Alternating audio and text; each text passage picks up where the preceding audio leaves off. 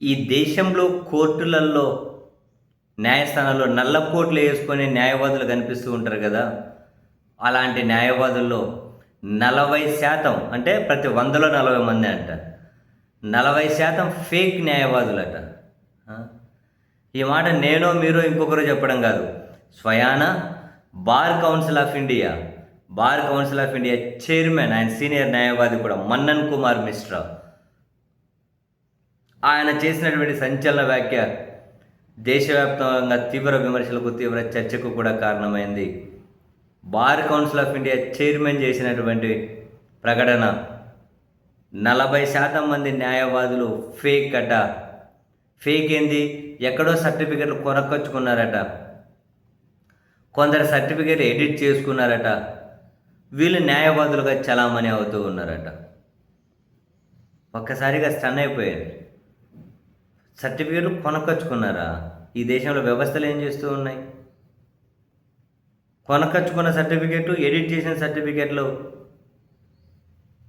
మరి bar council ఎట్లా register చేస్తూ ఉన్నారు? అసలు ఏం జరుగుతుంది?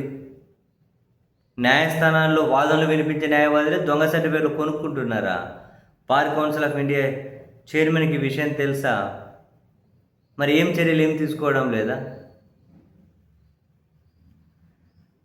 అయితే తాజాగా సుప్రీంకోర్టు ప్రధాన న్యాయమూర్తి గారు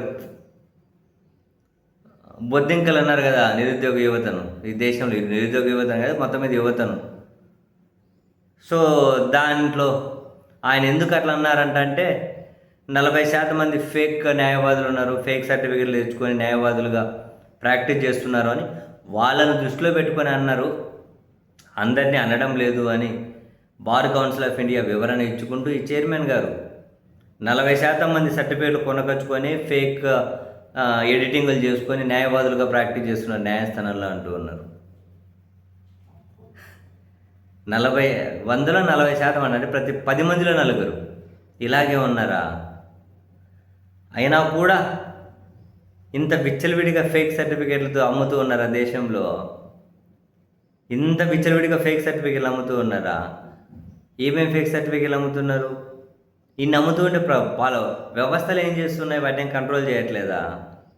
ఒరే నీ పాసుగల